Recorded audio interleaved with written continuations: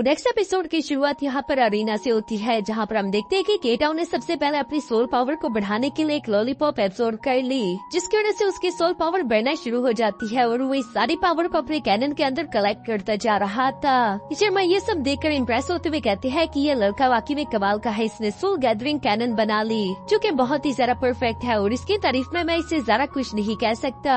गुलम भी यहाँ पर जीचेमा की बातें सुनकर खड़ा होते हुए कहता है कि ये एक सुपर सोल गैदरिंग कैनन है जो कि एक सोल किंग लेवल की एनर्जी अब्सॉर्ब कर सकता है और इसका अटैक भी काफी ज्यादा खतरनाक होगा। लेकिन अफसोस की बात है कि जेंकियन एकेडमी वाले उसे कभी भी इस कैनन को चार्ज करने का टाइम नहीं देंगे। यहाँ पर ये बात बिल्कुल सही थी क्योंकि अरीना में अब फाइट शुरू हो चुकी है, जहाँ पर जेंकियन एकेडमी के दोनों वॉरियर्स ने अपने अपने वेपन निकालकर तेजी के साथ आगे बढ़ते हुए यहाँ केटाउ और ज़्याओ पर हमला करना शुरू कर दिया, जहाँ पर केटाउ को बचाने के लिए ज़्याओ फौरन से आगे आकर अपने कैनेड्रॉन का इस्तेमाल करते हुए रोम्पर कैरो को वहीं पर ब्लॉक कर देती है। यहाँ चूँकि रोम्पर एक सोल किंग लेवल का वॉरियर था, इसलिए उसके एरो की एनर्जी भी काफी ज्यादा थी। ज़्याओ को उसे ब्लॉक करने में बहुत ही डिफिकल्टी होती है। दूसरी तरफ रोम्पर का दोस्त बीस्ट बॉय इसी मौके का फायदा उठाकर तेजी के साथ आगे बढ़ते हुए यहाँ सीधा केटाउ की तरफ ही आ रहा था ताकि वो केटाउ को उसके कैनन को चार्ज करने का टाइम ना दे। ज़्याओ को ये बात मालूम हो चुकी थी, इसलिए वो अपने सेकंड कैनेड्रॉन का इस्तेमाल करते हुए सीधा बीस्ट बॉय पर हमला करके उसे साइड हटा देती है। बीस्ट बॉय ये देखकर गुस्सा होते हुए ज़्याओ से कहता है कि इसका मतलब मुझे पहले तुम्हें ही रास्ते से हटाना होगा। जो कहते साथ ही वो एक बार फिर से ज़्याओ की तरफ बढ़ चुका, लेकिन ज़्याओ भी एक बार फिर से अपने कैलिडोन का इस्तेमाल करते उसके अटैक को ब्लॉक कर देती है, जो देखकर वॉर्नोंग तो खुश हो रहा था कि ज़्याओ अपने मकसद में कामयाब हो रही है। जो कि दूसरी तरफ केटाउ को यहाँ ज़्याओ की फिक्र हो रही थी, जिस पर ज़्याओ केटाउ से कहती है कि मेरी फिक्र मत करो, जल्द से जल्द अपने सोल गैदरिंग कैनन को एक्टिवेट करो क्योंकि हमारे पास ज्यादा वक्त नहीं। ऊपर से चीचे माँ भी इस फाइट को देखते हुए यहाँ पर रूलम से कहते हैं कि तुमने बिल्कुल सही प्रेडिक्ट किया था। जेंकियन एकेडमी यहाँ पर इन लोगों को इस कैनन को रिचार्ज करने का वक्त नहीं देगी, वरना वो जानती है कि ये कैनन उनके लिए कितना ज्यादा खतरनाक हो सकता है। क्योंकि अरीना में हम देखते हैं कि ज़्याओ भी हिम्मत के साथ खड़ी होती उन दोनों को रोक रही थी। ये बात रोम्पर को अच्छी नहीं लगती। वो मुस्कुराते हुए कहता है कि मैं एक सोल किंग लेवल का वॉरियर हूँ, तुमने ये सोच भी कैसे लिया कि तुम मुझे रोक सकती हो। ये कहते साथ ही रोम्पर ने अपने ब्रोकन एरो टेक्निक का इस्तेमाल करते और फौरन से यहाँ ज़्याओ पर हमला कर दिया। ये देखकर ज़्याओ भी अपने तीनों कैलेडोल्स को कंबाइन करते हुए स्पिरिचुअल ट्राइपॉड क्रिएट कर लेती है, जो कि सबसे ज्यादा पावरफुल डिफेंस था। इसका इस्तेमाल करते वो रोम्पर के ब्रोकन एरो टेक्निक को तो ब्लॉक कर देती है, लेकिन तभी अचानक हम देखते हैं कि दूसरी तरफ से बीस्ट बॉय ने भी तेजी के साथ जंप करते हुए फौरन से यहाँ ज़्याओ के कैलेड्रॉन पर हमला कर दिया और इसी वजह से ज़्याओ को काफी बुरी तरीके से इंजरीज भी हो जाती है। उसके मुंह से खून निकल रहा था। केटाउ को यहाँ पर ज़्याओ के लिए बहुत ही ज्यादा फिक्र हो रही थी। ये सब देखकर दूसरी तरफ से यूहो भी अपने मन में कह रहा था कि ये बिल्कुल भी ठीक नहीं हो रहा क्योंकि वो ब्रोकन एरो टेक्निक ट्राइपॉड को सप्रेस कर रही है और यूहो की ये बात बिल्कुल सही थी क्योंकि दूसरी तरफ अरीना में हम देखते हैं कि ट्राइपॉड में धीरे धीरे करके क्रैक्स पड़ चुके थे, किसी भी लम्हे वो पूरी तरीके से चकनाचूर हो जाएगा। यूहो भी इस बात को अच्छे से जानता था, इसलिए वो एक पर्पल कलर की लॉलीपॉप एब्सॉर्ब कर लेता है, जिसे देखकर यूहो समझ गया था कि केटाउ ने इसको एब्सॉर्ब कर लिया ताकि वो फोर्सफुली अपनी सोल पावर को बढ़ा सके, जो कि उसकी बॉडी के लिए बिल्कुल भी ठीक नहीं। लेकिन ऐसा करने की वजह से केटाउ ने अपने चार्जिंग कैनन का टाइम हाफ कर दिया। ये सब देखकर ऊपर से रूलम काफी ज्यादा एक्साइटेड हो रहा था। वो मुस्कुराते हुए कहता है कि ये लड़का तो बहुत ही इंटरेस्टिंग है। यहाँ अरीना में ये इंटेंस सीन चल ही रहा था। थोड़ी देर की कोशिश के बाद आखिरकार हम देखते हैं कि केटाउ ने अपने सोल गैदरिंग कैनन को पूरी तरीके से चार्ज कर लिया, जो देखकर यूहो तो काफी ज्यादा खुश हो गया क्योंकि केटाउ अपने सोल गैदरिंग कैनन का इस्तेमाल करते हुए अब अपने दुश्मनों को बिखेर सकता है। पर तभी अचानक उसी लम्हे हमने देखा कि ज़्याओ का ट्राइपॉड पूरी तरीके से चकनाचूर हो गया, जिससे ज़्याओ को बुरी तरीके से इंजर्ड कर दिया था और वो यहाँ केटाउ की नजरों के सामने उड़ते हुए पीछे आ गिरती है, जो देखकर तो केटाउ गुस्से से पागल होते हुए कहता है कि कमीने इंसान, मैं तुम्हें जिंदा नहीं छोड़ूंगा। ये कहते हुए केटाउ ने अपने सोल गाइडेंस कैनन का एक बहुत ही ज्यादा पावरफुल अटैक सीधे रोम्पर पर चल दिया, जो अटैक वाकई में बहुत ही ज्यादा डेंजरस था। रोम्पर इस अटैक को अपनी तरफ आता हुआ देखकर अपने ट्राई एरो टेक्निक का इस्तेमाल करते उसे ब्लॉक करने की कोशिश करता है, लेकिन वो जान चुका था कि ये बिल्कुल बेकार है। उसे अब यहाँ पर इस एनर्जी ब्लास्ट से कोई नहीं बचा सकता, जबकि वो एनर्जी ब्लास्ट तेजी के साथ आगे की तरफ जाते हुए सीधे रोम्पर को हिट कर देता है। यहाँ इस एनर्जी ब्लास्ट का इफेक्ट सब लोग ही महसूस कर पा रहे थे, जो कि पूरे अरीना में अब तक के सब अटैक्स में से बहुत ही ज्यादा खतरनाक है। वहाँ बाहर मौजूद अरीना में लोगों ने भी अब तक इतना सारा पावरफुल अटैक कभी नहीं देखा था। इवन वो अटैक जो कि सीधे जाकर रोम्पर को हिट कर चुका था। दूसरी तरफ बीस्ट बॉय भी इसकी वेव से इफेक्ट होकर अरीना से बाहर गिरने लगता है। अरीना में काफी बड़ी तबाही के बाद आखिरकार ये अटैक खत्म हो गया, जिसका धुआं हटने के बाद हम देखते हैं कि रोम्पर के सामने वहाँ पर होस्ट खड़ी थी और उसी होस्ट ने लास्ट मोमेंट पर रोम्पर के सामने आकर इस अटैक को ब्लॉक कर लिया था, क्योंकि अगर वो वहाँ पर ना आती तो शायद रोम्पर की जान यहाँ पर चली जाती।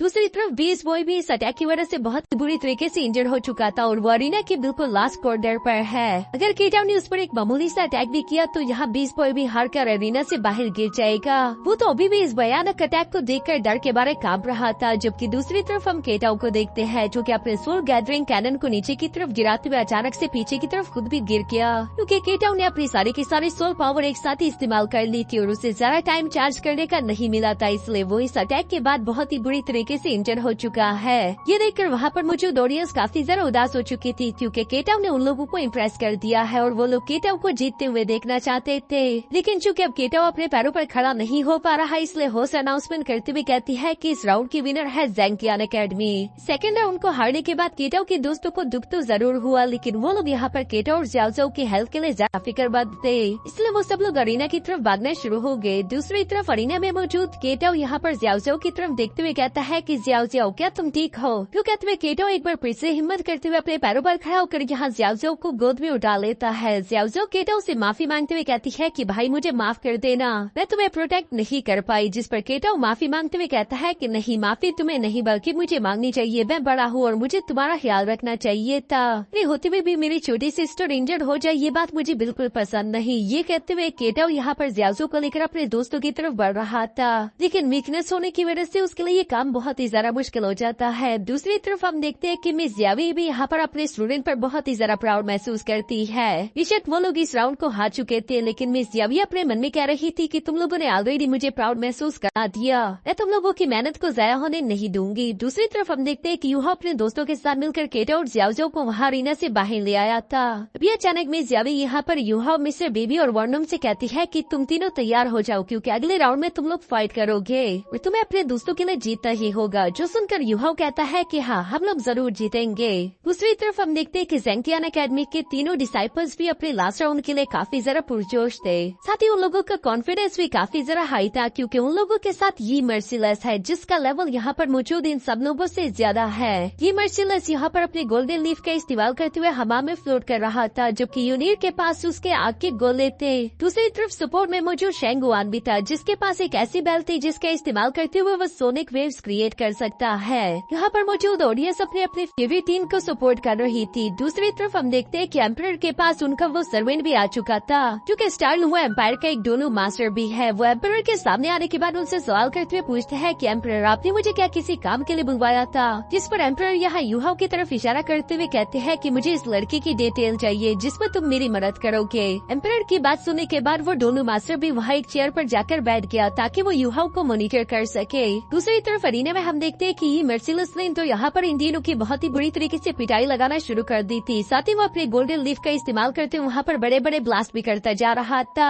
जिन्हें डॉज करते हुए यूहा काफी जरा मुश्किल के साथ पीछे आ जाता है। लेकिन तभी अचानक उसकी नजर यहाँ मिस्टर बीवी पर पड़ गई थी, जिसे शेंगुआन ने अपने स्पिरिचुअल सोनिक बेल के अंदर कैद करके रखा हुआ था। ये देखकर यूहा उसकी मदद करने के लिए फौरन अपने सोल शॉक टेक्निक का इस्तेमाल करते हुए यहाँ शेंगुआन पर हमला कर देता है। जिस सोल शॉक अटैक की वजह से शेंगुआन खुद की सोल पर काबू नहीं कर पाया और मिस्टर बीबी आजाद हो गया। इससे पहले कि मिस्टर बीबी आगे की तरफ बढ़ते हुए यहाँ शेंगुआन को नॉक डाउन कर पाता, तभी अचानक ये मर्सिलेस बीच में आ गया, जो कि अपने गोल्डन लीफ टेक्निक का इस्तेमाल करते हुए यहाँ मिस्टर बीबी पर हमला कर देता है। इससे पहले कि वो अटैक से डराकर मिस्टर बीबी से टकरा पाता, तभी अचानक यूहा अपने हिडन वेपन एरोस का इस्तेमाल करते हुए मिस्टर बीबी की जान बचा लेता है, जो देखकर मिस्टर बीबी अपने मन में कहते हैं कि ये अटैक काफी जरा क्लोज था, अगर वो गोल्डन लीफ मुझसे टकरा जाते तो शायद मैं नॉक आउट हो जाता। दूसरी तरफ ये मर्सिलेस अभी भी अपने गोल्डन लीव्स का इस्तेमाल करते हुए लगातार मिस्टर बीबी पर हमला करता जा रहा था, जिन्हें डॉज करते हुए मिस्टर बीबी अपने दोस्तों से कहता है कि इन गोल्डन लीफ से तुम्हें बचना है। साथ ही साथ हमें सबसे पहले अपने दुश्मनों की कमजोर कड़ी को तोड़ना होगा, जो कि कोई और नहीं बल्कि शेंगुआन है। इसलिए हम देखते हैं कि इन तीनों ने तेजी के साथ शेंगुआन की तरफ बढ़ना शुरू कर दिया, जो देखकर यूनिर फौरन से यहाँ मिस्टर बीबी के रास्ते में आते हुए अपने फायर एलिमेंट्स का इस्तेमाल करते हुए उसके रोकने की कोशिश करती है। मिस्टर बीबी तो यहाँ पर यूनिर के साथ फाइट में उलझ चुका था, लेकिन दूसरी तरफ यूहा और वर्नम के पास अब अच्छा मौका है कि वो सीधा आगे की तरफ बढ़ते हुए यहाँ शेंगुआन पर हमला कर दे। लेकिन दूसरी तरफ वो लोग शायद ये मर्सिलेस के बारे में भूल चुके थे। ये मर्सिलेस यहाँ इन दोनों पर अपने गोल्डन लीफ से हमला करते हुए कहता है कि तुम लोगों का ये प्लान बहुत ही ज्यादा बेकार है, क्योंकि तुम लोग शायद मुझे भूल गए थे। ये मर्सिलेस ने यहाँ हमला करके वर्नम को तो पीछे छोड़ दिया, जबकि वो अपने गोल्डन लीफ का इस्तेमाल करते हुए दूसरी तरफ यूहा पर भी अटैक करने वाला था। और तभी अचानक लास्ट मोमेंट पर हम देखते हैं कि ये मर्सिलेस की गोल्डन लीफ तो यूहा की बॉडी के आर पार गुजर गई, यानी कि वो यूहा का एक इल्यूजन था। यूहा की रियल बॉडी तो दूसरी तरफ ये मर्सिलेस के दाईं तरफ आ चुकी थी, जो कि उस पर अटैक कर रेडी करते हुए कहती है कि हाँ, मैं तुम्हें कभी नहीं भूल सकता, बल्कि अगर सच कहो तो ये पूरा के पूरा मेरा एक प्लान था और तुम मेरे प्राइमरी टारगेट हो। यहाँ ये कहते हुए यूहो फौरन अपने पैरालाइजिंग रे का इस्तेमाल करते हुए ये मर्सिलस पर अटैक कर देता है। दूसरी तरफ हम देखते हैं कि यूहो की बॉडी से निकलने वाला गोल्डन लीफ भी सीधा जाकर शेंगुआन से टकरा गया। इजियावी तो यहाँ पर यूहो के इस प्लान को देखकर काफी ज्यादा इंप्रेस हो गई थी। वो कहती है कि यूहो ने अपने एक इल्यूजन क्रिएट कर लिया, जिसके अंदर से ये मर्सिलस का गोल्डन लीफ सीधा जाकर शेंगुआन से टकरा गया। इस अटैक की वजह से शेंगुआन तो काफी बुरी तरीके से इंजर्ड हो चुका है, जबकि दूसरी तरफ यूहो ने भी ये मर्सिलस को कुछ देर के लिए पैरालाइज कर दिया। वाकई में यूहो ने एक तीर से दो शिकार कर दिए है, जबकि ये मर्सिलस भी यहाँ पर गुस्सा होते हुए कहता है कि आखिर मैं इस लड़के के हाथों में बेवकूफ कैसे बन गया। अभी इन तीनों ने यहाँ ये मर्सिलस को घेर भी लिया था। इससे पहले कि ये लोग आगे बढ़कर उस पर हमला कर पाते, तभी बीच में वहाँ जुनीर आ जाती है, क्योंकि ये मर्सिलस से कह रही थी कि जल्दी से जल्दी खुद को रिकवर करो, तब तक मैं तुम्हें प्रोटेक्ट करूंगी। ये कहने के बाद वो अपने फायर एलिमेंट का इस्तेमाल करते हुए तीनों पर हमला करना शुरू कर चुकी, जिन्हें ब्लॉक करने के लिए मिस्टर बीबी तो अपने थंडर का इस्तेमाल कर रहा था। दूसरी तरफ ऑर्नो यूहो को हाथ से पकड़ते हुए सीधा जुनीर पर थ्रो कर देता है, जहाँ पर यूहो ने अपने आइस एम्परर क्ला टेक्निक का इस्तेमाल करते हुए जुनीर को पीछे हटा दिया। साथ ही हम देखते हैं कि मिस्टर बेबी और वार्नो के कंबाइन अटैक्स की वजह से जुनीर सीधा अरीना से बाहर की तरफ जा रही थी, लेकिन वो यूं ही इतनी जल्दी हार नहीं मानना चाहती, बल्कि वो गिरते गिरते लास्ट मूवमेंट पर अपने फायर केज टेक्निक को एक्टिवेट कर लेती है, जिसके अंदर उसने श्रेक एकेडमी के तीनों डिसाइपल को कैद कर लिया। और वो गिरते हुए कहती है कि मैं अकेले बिल्कुल नहीं हारूंगी, बल्कि मैं गिरते गिरते तुम लोगों को भी अपने साथ लेकर जाऊंगी। यूहो उसकी बातें सुनकर गुस्सा होते हुए कहता है कि शायद तुमने मुझे कोई जरा ही अंडर एस्टिमेट कर लिया। ये कहते साथ ही अचानक उसने अपने आइस एम्परर्स की पावर को एक बार फिर से एक्टिवेट कर लिया, जिसका इस्तेमाल करते वो जुनीर के साथ साथ उसके पूरे फायर केज को भी फ्रीज कर देता है। यहाँ पर हम देखते हैं कि जुनीर तो सीधा अरीना से बाहर जाकर नॉक डाउन हो गई, जबकि पीछे की तरफ यूहो ने वार्नो और मिस्टर बीबी को एक बार फिर से बचा लिया। दूसरी तरफ हम देखते हैं कि ही मर्सिलस को भी अब तक काफी जरा वक्त मिल चुका है, जिसका इस्तेमाल करते उसने खुद को अनफ्रीज कर लिया। इससे पहले कि यूहो खुद की सोल पावर को रिस्टोर कर पाए, वो फौरन अपने गोल्डन लिप्स का इस्तेमाल करते हुए आगे बढ़कर उन पर हमला कर देता है, जिसकी वजह से मिस्टर बीबी को ही सामने की तरफ आते हुए मजबूरन उन गोल्डन लिप्स को साइड पर हटाना पड़ा, ताकि वो यूहो और वार्नो को प्रोटेक्ट कर सके। ये देखकर ही मर्सिलस गुस्सा होते हुए कहता है कि तुम ही सेवन शेक डेविल्स की लीडर होना, तो क्यों ना मैं पहले तुम्हें ही हरा दूं। जो कहते हुए ये मर्सिलस ने अपनी फुल स्ट्रेंथ का इस्तेमाल करते हुए dancing golden leaf tornado activate कर लिया।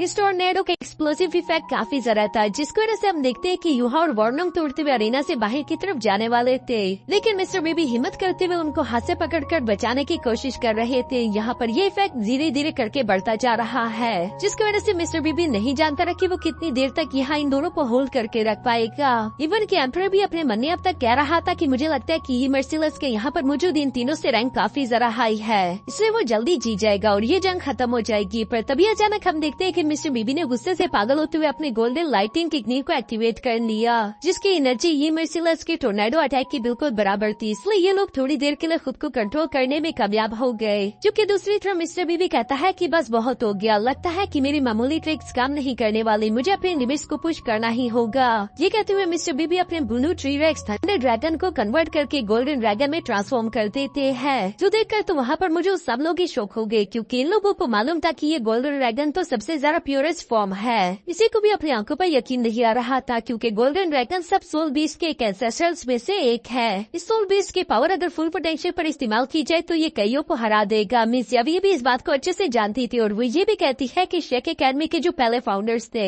वो लोग एक golden iron triangle martial soul fusion technique का इस्तेमाल करके गोल्डन ड्रैगन को समन करते थे।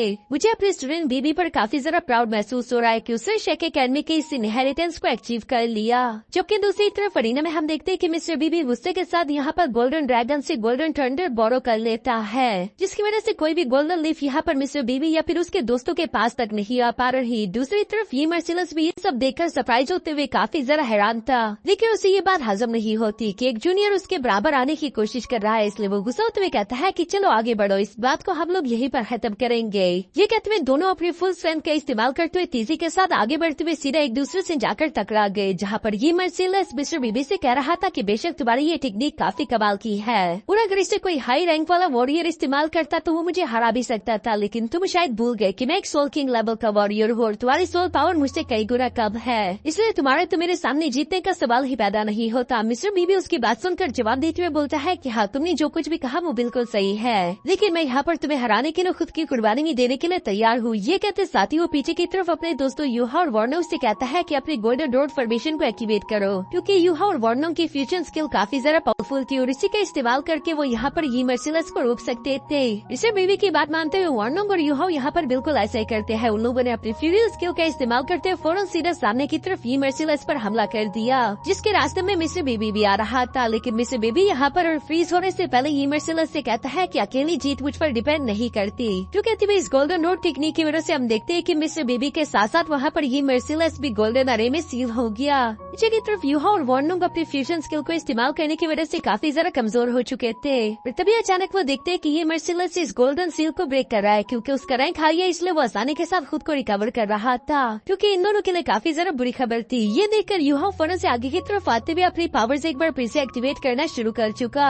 वर्नोंग यूहा को ऐसा करते हुए देखकर उससे कहता है कि तुम्हारी सोल पावर अभी खत्म हुई है, तुम इस तरह नहीं कर सकते, ये तुम्हें बुरी तरीके से इंजर्ड कर देगा। लेकिन यूहा उसकी बात न मानते हुए कहता है कि मैं मिस्टर बेबी की कुर्बानी को यूं ही जाया होने नहीं दे सकता, हमें किसी भी हाल में इस राउंड को जीतना है। जो कहते हुए यूहा ने सबसे पहले अपने सोल गार्डेड शूज को एक्टिवेट कर लिया, साथ ही साथ वो यहाँ पर स्कॉर्पियन आइस बोन को भी एक्टिवेट कर रहा था ताकि वो खुद को पावर बूस्ट दे सके। यहाँ पर यूहा की बॉडी से काफी जरा ऑरा निकलना शुरू हो जाता है। आइस स्कॉर्पियन एम्प्रेस तो उसे रोकने की कोशिश कर रही थी। वो यूहा से कहती है कि अभी कुछ देर पहले तुमने फ्यूजन स्किल इस्तेमाल किया था, जिसकी वजह से तुम्हारी सोल पावर एग्जॉस्ट हो गई। अगर तुम फोर्सफुली खुद की एनर्जी बढ़ाने की कोशिश करोगे, ये तुम्हें बहुत ही बुरी तरीके से डैमेज दे सकता है। जो सब सुनने के बाद भी यूहा उसकी बात नहीं मानता। दूसरी तरफ हम देखते हैं कि यहाँ पर वो डोनू मास्टर यूहा की एनर्जी को महसूस करते हुए कहता है कि ये ऑरा कोई नॉर्मल ऑरा नहीं। मुझे समझ नहीं आ रहा कि आखिर ये लड़का किस तरह के बीज का इस्तेमाल कर रहा है, क्योंकि ये किसी नॉर्मल इंसान की ब्रेथ तो बिल्कुल भी नहीं है। दूसरी तरफ ये मर्सिलस इससे पहले की गोल्डन सील से खुद को पूरी तरीके से आजाद कर पाता, तभी अचानक यूहा ने एक बहुत बड़ा बूस्ट ले लिया,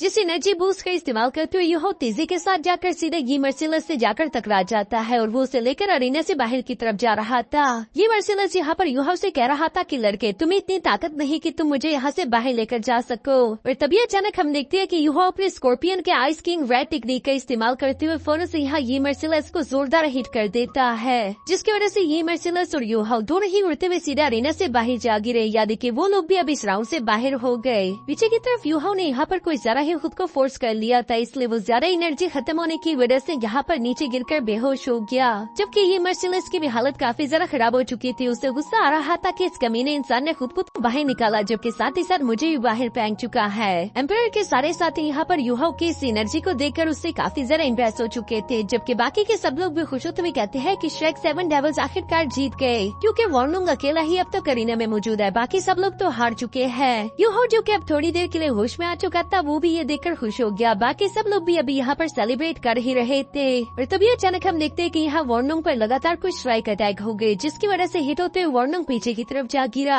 और ये स्ट्राइक अटैक असल में किसी और ने नहीं बल्कि शेंगुआन ने किए थे, जो कि वापस से होश में आ चुका है। और चूंकि वो अभी तक अरीना से बाहर या फिर नॉकडाउन पूरी तरीके से नहीं हुआ, इसलिए ये कॉम्पिटिशन भी खत्म नहीं हुआ। शेंगुआन यहाँ पर वर्नोंग को देखकर हंसते हुए कह रहा था कि तुमने कुछ देर पहले फ्यूजन स्किल इस्तेमाल किया, इसलिए तुम्हारी सोल पावर पूरी तरीके से कंज्यूम हो चुकी है। तुम्हारे जीतने का कोई भी सवाल पैदा नहीं होता, यानी कि हम लोग इस राउंड को जीत गए और तुम लोग वापस अपने घर जाओगे। निजियाविया तो ये सब देखकर काफी ज्यादा परेशान हो चुकी थी। वो अपने मन में कहती है कि हमसे बहुत बड़ी गलती हो गई, हमने थोड़ी सी लापरवाही क्या कर दी। सैंटियन एकेडमी ने इस मौके का फायदा उठा लिया। क्या अब वर्नोंग उसे हरा सकता है? यहाँ चारों तरफ सन्नाटा छा चुका था, कोई भी नहीं जानता रहा कि आगे क्या होगा, जबकि शेंगुआन यहाँ पर अपने बेल्ट्स का इस्तेमाल करते हुए सोनिक वेव से वर्नोंग पर हमला करना शुरू कर देता है। ये अटैक शुरू में तो वर्नोंग को काफी ज्यादा डैमेज कर रहे थे, लेकिन वो गुस्सा होते हुए अपने आप को संभाल कर एक बार फिर से खड़ा हो गया, जहाँ वो शेंगुआन को पॉइंट आउट करते हुए कहते हैं कि तुम्हें क्या लगता है कि सोल पावर खत्म होने की वजह से मैं तुम्हें हरा नहीं सकता? ये तुम्हारी सबसे बड़ी गलतफहमी है। जो कहने के बाद वर्नोंग ने यहाँ पर पहली दफा अपने होंगटियान हैमर को बाहर निकालना शुरू कर दिया, जिसे देखकर तो सब लोग ही शौक हो गए, क्योंकि सब लोगों को मालूम था कि होंगटियान हैमर आज से कई हजार साल पहले टैंगसिंग के पास हुआ करता था। और ये लोग जानते थे कि ये होंगटियान हैमर दुनिया का सबसे बेस्ट मार्शल स्पिरिट है। क्वांगडोंग के यहाँ होंगटियान हैमर को समन करते साथ ही इसके इफेक्ट से ही शेंगुआन उड़ता हुआ पीछे की तरफ जा गिरा, जबकि उसके आंखों में अब डर साफ साफ दिखाई दे रहा था। दूसरी तरफ वर्नोंग यहाँ पर होंगटियान हैमर को घसीटते हुए तेजी के साथ शेंगुआन की तरफ भागना शुरू कर देता है, जहाँ पर नजदीक आते साथ ही उसने फौरन हवा में जंप कर दिया। वर्नोंग जो क्या काफी कूल तरीके से अपने हैमर अटैक को रेडी करते हुए यहाँ पर शेंगुआन से कहता है कि क्या तुम्हें मालूम है कि इस हैमर की हिस्ट्री क्या है? इसे वॉर हैमर या फिर होंगटियान हैमर भी कहा जाता है और आज तुम्हें इसकी असली ताकत देखने को मिलेगी। जो कहते हुए वर्नोंग ने काफी कूल तरीके से अपने होंगटियान हैमर का इस्तेमाल करते हुए सीधा शेंगुआन पर हमला कर दिया और इस ब्लास्ट का इफेक्ट काफी ज्यादा खतरनाक था, जो कि केटो के के सोल गैदरिंग कैनन के अटैक से भी ज्यादा पावरफुल था। और यहाँ पर इस बड़े से ब्लास्ट के साथ ही हमारा ये एपिसोड यहीं पर खत्म हो जाता है।